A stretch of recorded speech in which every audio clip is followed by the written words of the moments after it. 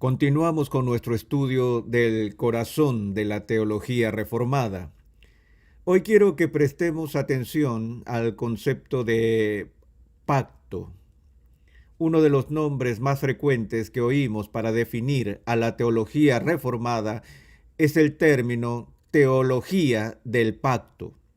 Para ser sincero con ustedes, yo casi nunca uso ese término. No es que me oponga a él por alguna razón en particular, es solo que creo que puede ser un poco confuso, porque creo que todos los cristianos reconocen que el concepto de pacto es obviamente frontal y central en ambos testamentos. De hecho, cuando hablamos del Antiguo Testamento y del Nuevo Testamento, nos referimos al Antiguo Pacto y el Nuevo Pacto. Y todos estamos conscientes de la realidad del lenguaje del pacto que aparece disperso a lo largo de las Escrituras. Oímos hablar de muchos pactos. En el Antiguo Testamento, el pacto que Dios hace con Noé, con la señal del arco iris en el cielo, el pacto que hace con Abraham, con la señal de la circuncisión, y el pacto en el Sinaí con Moisés. Y hemos oído acerca de Jeremías y hablando de un nuevo pacto. Y sabemos que en el aposento alto, cuando nuestro Señor celebra la Pascua con sus discípulos la noche antes de su ejecución, Él instituye el nuevo pacto y habla del nuevo pacto que es por su sangre y así sucesivamente. Y así tenemos este tema repetido sobre pactos en la Escritura. Y la razón por la que a menudo la teología reformada es llamada teología de pactos es porque esta ve la estructura o el formato del pacto en la Biblia como un elemento crucial en el que todo el plan de redención funciona y se convierte en una especie de clave para comprender e interpretar el resto de las escrituras.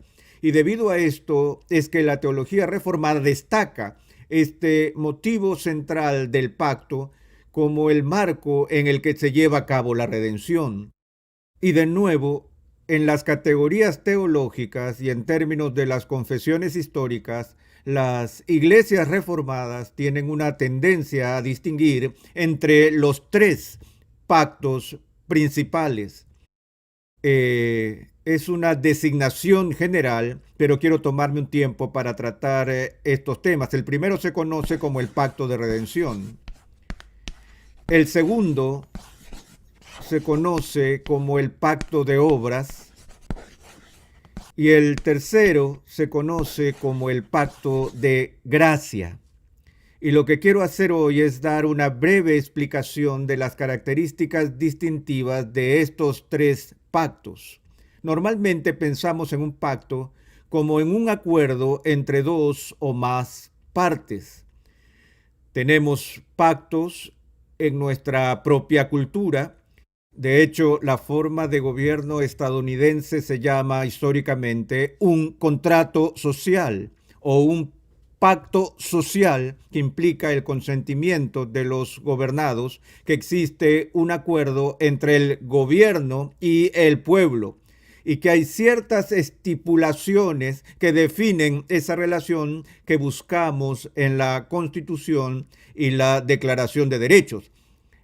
Nosotros institucionalizamos y consagramos matrimonios sobre la base de pactos. Se hacen promesas y se acuerdan términos y así sucesivamente. Del mismo modo, está la realidad del pacto empresarial o de los contratos industriales que se ven en las noticias todo el tiempo.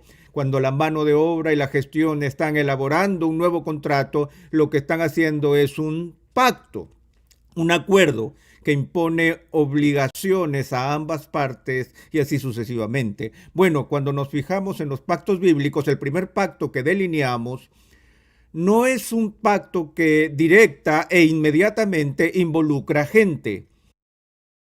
El pacto de la redención es un concepto teológico que se refiere a la armonía y la unidad de propósito que ha estado en existencia toda la eternidad en términos de la relación mutua y el acuerdo de las tres personas de la Trinidad. En esto es que Dios el Padre, Dios el Hijo y Dios el Espíritu Santo están todos de acuerdo desde toda la eternidad en el hecho de llevar adelante la obra de la redención. Distinguimos entre las personas de la divinidad en cuanto a las tareas específicas que son realizadas por ellos en la obra de redención. Leemos en Juan 3:16 que de tal manera amó Dios al mundo que ha dado a su Hijo unigénito para que todo aquel que en él cree no se pierda, mas tenga vida eterna. Ahora, el idioma de este texto en Juan 3:16 es importante. Nosotros no decimos, ni el Nuevo Testamento dice, que Cristo amó tanto al mundo que convenció al Padre para que perdone sus pecados. Es decir, el Padre envía a su Hijo a este mundo. El Hijo no envía al Padre a este mundo. Es el Padre que diseña el plan de redención y que inicia la obra de redención mediante el envío de su Hijo unigénito al mundo para llevar a cabo su obra redentora como nuestro Salvador y como nuestro mediador.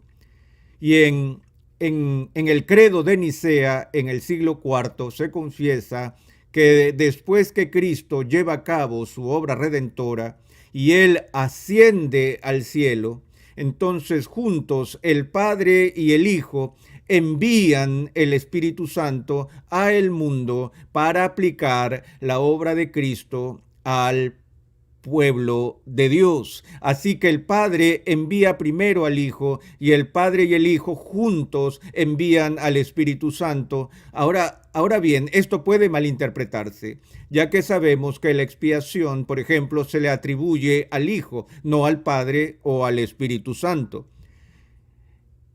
Y sabemos que el proceso de la santificación es asignado a la obra del Espíritu Santo, no al Padre o al Hijo. Sin embargo, no es como si el Padre y el Hijo no estuvieran completamente involucrados en nuestra santificación. Toda la creación es una obra trinitaria y el conjunto de la redención es una obra trinitaria. Toda la dimensión personal de la deidad está involucrada en todo esto. Pero el punto para explicar el pacto de redención, es evitar el error que ha ocurrido más de una vez en la historia de la Iglesia de pensar que el Padre y el Hijo están en conflicto entre sí y que el Hijo tiene que persuadir a este Padre enojado para que aparte su enojo del Hijo, como si fuera la graciosa idea de Dios, la idea de Dios el Padre, en primer lugar, o la idea de que Cristo realiza su obra a regañadientes. Él viene a Getsemaní y ora al Padre, pasa de mí esta copa. Entonces, ¿qué continúa diciendo? Pero no se haga mi voluntad, sino la tuya.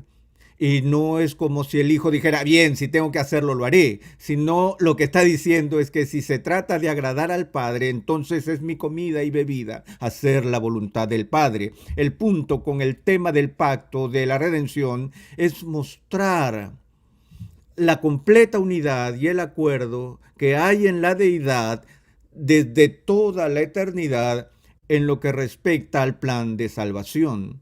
Ahora, cuando nos adentramos en la distinción entre el pacto de obras y el pacto de gracia, esto genera un poco más de controversia. Pero lo que está a la vista aquí es esto.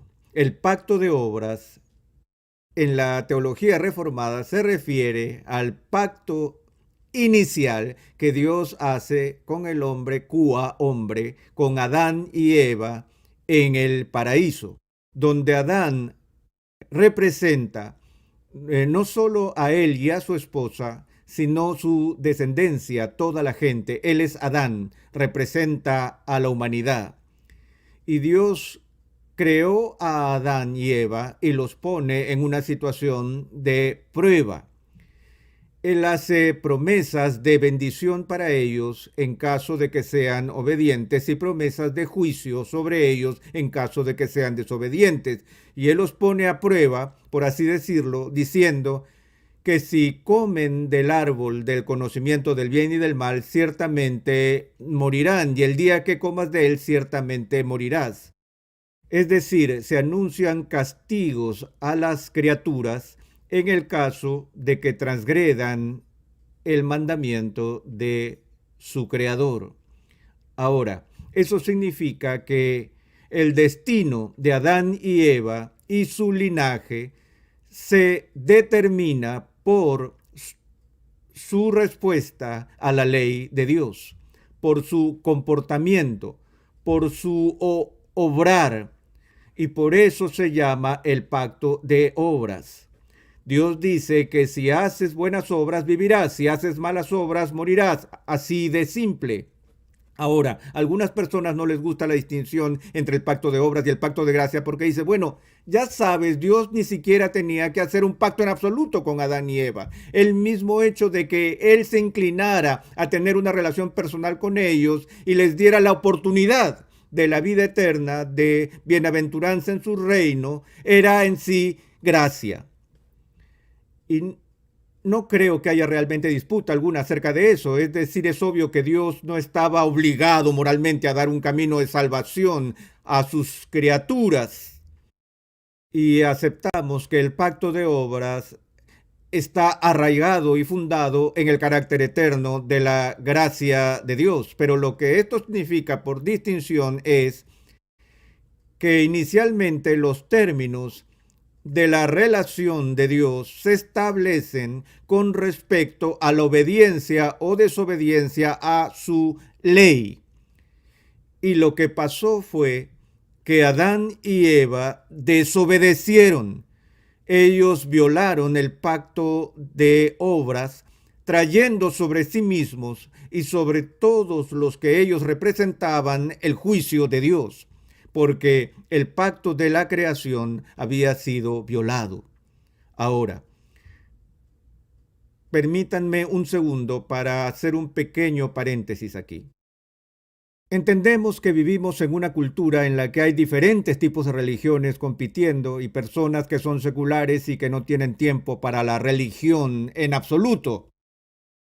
Y no podría estar menos interesado en toda esa idea de pacto. Y la gente me pregunta, ¿están estas personas en el pacto de Dios? Y yo les contesto así. Primero la pregunta ¿es esta gente gente? Y si respondemos sí, por supuesto, estas personas son personas. Y luego la siguiente pregunta es, cuando Dios hizo su pacto con la creación, ¿lo hizo con todos en el mundo? ¿O solo con dos individuos aislados que vivían en un bonito jardín en el Edén? Ahora, la idea bíblica es que el pacto que Dios hizo con Adán y Eva fue un pacto con toda la raza humana. Bueno, la gente puede negar ese pacto. La gente puede repudiar ese pacto. La gente puede despreciar ese pacto.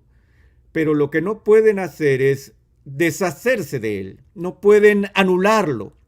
Y una de las razones del por qué las Escrituras nos lleva a todos a comparecer ante el tribunal de Dios y declararnos culpables ante Dios es que todos hemos quebrantado su ley. Todos hemos hecho malas obras. Todos hemos fallado en mantener el pacto original de la creación. Todos hemos dejado de cumplir la obligación que toda criatura debe cumplir: glorificar a Dios, honrarlo como Dios, ser agradecido con Dios y obedecer su ley. Así que la conclusión es que el mundo entero está poblado por quebrantadores del pacto.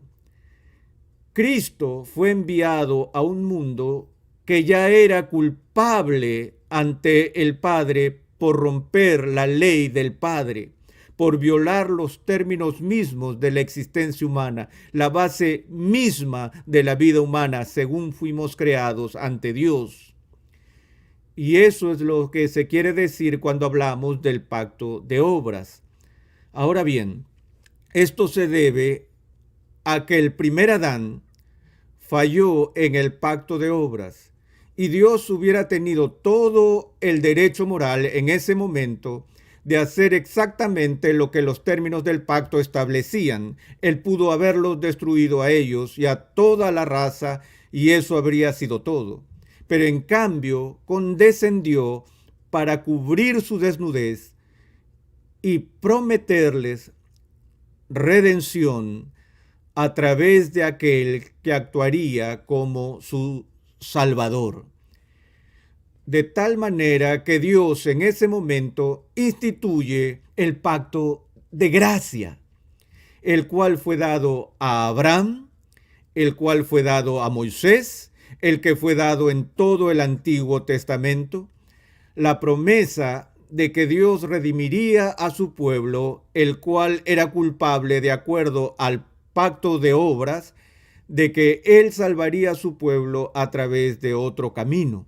Esto sí es algo fundamental, porque hay cristianos confesos hoy que creen que hay una diferencia fundamental entre cómo Dios salvó a la gente en el Antiguo Testamento y cómo son salvas las personas ahora o después del Nuevo Testamento, a pesar de que Pablo trata este punto en el tercer, cuarto y quinto capítulo de Romanos, usando a Abraham como su ilustración, de que la salvación se logra en el Antiguo Testamento por gracia, tal como en el Nuevo Testamento, y que Abraham no fue justificado por las obras de la ley, sino por la fe en el Mesías prometido. La diferencia está en la diferencia entre promesa y cumplimiento. La gente en el Antiguo Testamento miraba hacia el futuro redentor prometido, ponían su confianza en él y eran justificados por fe en Él. Miramos hacia atrás, hacia la obra que ha sido realizada por el Salvador. Ponemos nuestra confianza en Él y la salvación es básicamente la misma ahora que como lo fue entonces. Lo distinto es que tenemos una comprensión más profunda de los puntos y los detalles de la misma, y lo que hace una mayor diferencia es que es un hecho consumado, que la obra de Cristo ya fue realizada en el plano de la historia. Pero una vez que una persona rompe un pacto de obras, la única forma en que se hace posible restaurar la comunión con Dios es por la misericordia de Dios, no por su justicia, por su gracia, no por nuestras obras. Y esto es crucial, ya que vivimos en el tiempo en que la gente todavía anda pensando que pueden ser salvos delante de Dios por sus propias obras, que todavía pueden merecer su camino hacia el reino. No creemos en realidad que seamos deudores que no pueden pagar su deuda. Olvidamos que los términos del pacto de obras eran bastante rígidos. Ellos exigían la perfección. Y si uno peca una vez, no hay nada que se pueda hacer para compensar eso. Porque una vez que la mancha cae en tu nombre, ¿qué puedes hacer para llegar a ser perfecto otra vez? No puedes ser perfecto otra vez, porque la perfección no permitía la más mínima imperfección. Pero por supuesto, cuando nos presentamos ante Dios, venimos con más que una leve mancha. Venimos con un tipo radical de contaminación delante de Él. Así que esta distinción entre el pacto de obras y el pacto de gracia ha sido realmente diseñado para arrojar luz sobre la naturaleza del Evangelio. Ahora voy a decir algo que probablemente va a confundir a todo el mundo. Hemos hablado acerca de la doctrina de la justificación solo por fe y es solo por gracia que somos salvos. Ahora voy a decir algo que a lo mejor les va a dar un infarto. En última instancia, la única forma en que alguien es justificado delante de Dios es por obras. Somos salvos por obras. Y somos salvos solo por obras. No corten el video. Déjenme explicar esto, por favor. Cuando digo que la única forma en que somos salvos es por obras, es porque el pacto de gracia debe distinguirse del pacto de obras, pero nunca debe estar separado de este. El pacto de gracia es el pacto que Dios instituye para asegurar que el pacto original sea finalmente cumplido. Y cuando digo que estamos justificados por obras y por obras solamente, ¿qué quiero decir? Quiero decir que las bases de mi justificación y las bases de tu justificación son las obras perfectas de Jesucristo. Somos salvos por obras, pero no son las nuestras. Por eso decimos que somos salvos por fe, salvos por gracia, porque las obras que nos salvan no son las nuestras, sino que son obras de otra persona que se sometió en todos los puntos del pacto de obras. El Nuevo Testamento describe a Jesús como el nuevo Adán. Él es la nueva humanidad que logra aquello que no pudo lograr Adán. Por la desobediencia de un solo hombre, el mundo se hundió en la ruina, y por la obediencia de otro hombre a la ley de Dios en todas sus demandas y en perfecta conformidad, Cristo redime a su pueblo al ganar las bendiciones ofrecidas que Dios había prometido originalmente a sus criaturas en su nombre. Ahora soy salvo por gracia en la medida en que la obra que me salva no es la mía. Soy salvo por obras en el sentido de que la base de mi salvación está en las obras del Redentor perfecto, aquel que desde toda la eternidad estaba dispuesto a asumir la carga de las criaturas de Dios y estaba dispuesto a venir a este mundo a someterse a los términos del pacto original por obras y para cumplirlo por su perfecta obediencia y para que Dios diera a su pueblo todos los beneficios de ese pacto, de tal manera que Él nos da todo lo que Cristo ha ganado, todo lo que Él es nuestro cuando confiamos en Él. Eso es lo que queremos decir con el pacto de gracia. No es que el pacto por obra sea del Antiguo Testamento y el pacto por la gracia sea del Nuevo Testamento. No, el pacto de la gracia está en vigencia desde el tercer capítulo de Génesis y está en todo el Antiguo Testamento y en el Nuevo Testamento porque está basado sobre la libre gracia de Dios para con los pecadores necesitados.